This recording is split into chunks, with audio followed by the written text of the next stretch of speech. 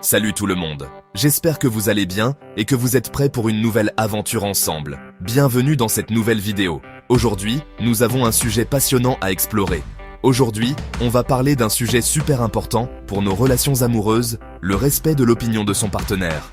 C'est un aspect essentiel pour maintenir une relation saine et harmonieuse. Et tout ça en seulement 4 minutes chrono. Oui, vous avez bien entendu, 4 minutes pour changer votre perspective. Vous savez, dans un couple, c'est normal d'avoir des avis différents. C'est même une bonne chose. Ces différences enrichissent la relation et permettent de grandir ensemble. Mais parfois, ces différences peuvent créer des tensions, des disputes. Bref, ça peut vite dégénérer. C'est pourquoi il est crucial de savoir comment gérer ces moments délicats. Dans cette vidéo, je vous donne quelques astuces faciles à appliquer pour respecter l'avis de votre chéri, même quand vous n'êtes pas d'accord.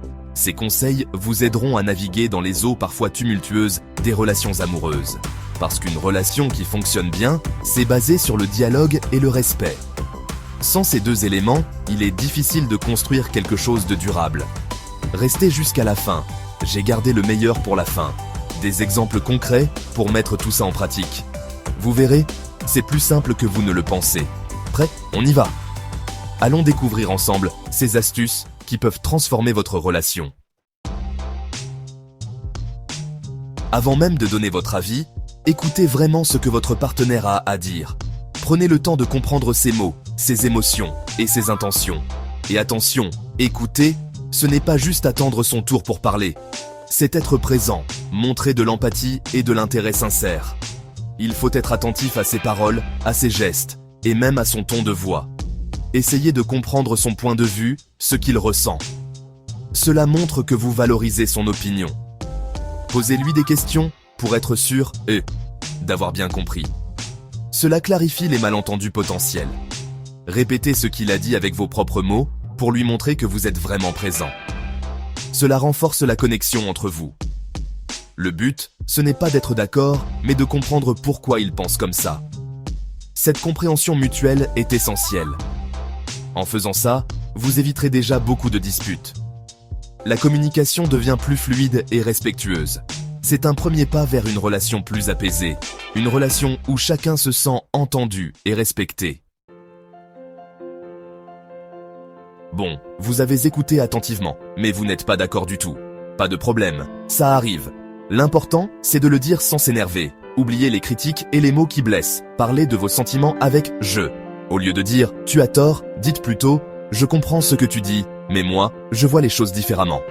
Le but, ce n'est pas de gagner, mais de partager vos points de vue. Respecter l'autre, c'est accepter qu'il puisse penser autrement. Quand on se respecte dans un couple, tout change. On se sent écouté, compris, valorisé. Et ça, c'est la base d'une relation solide et heureuse.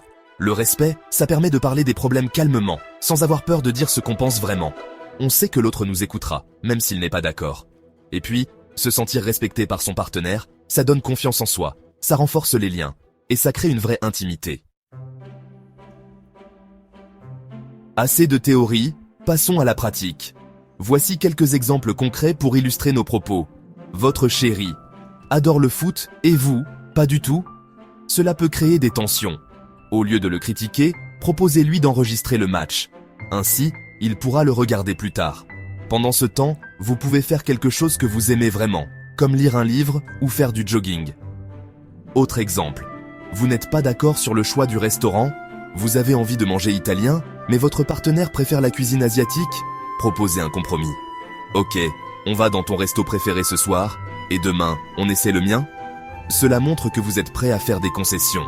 Le respect, c'est ça, des petites attentions au quotidien qui font toute la différence.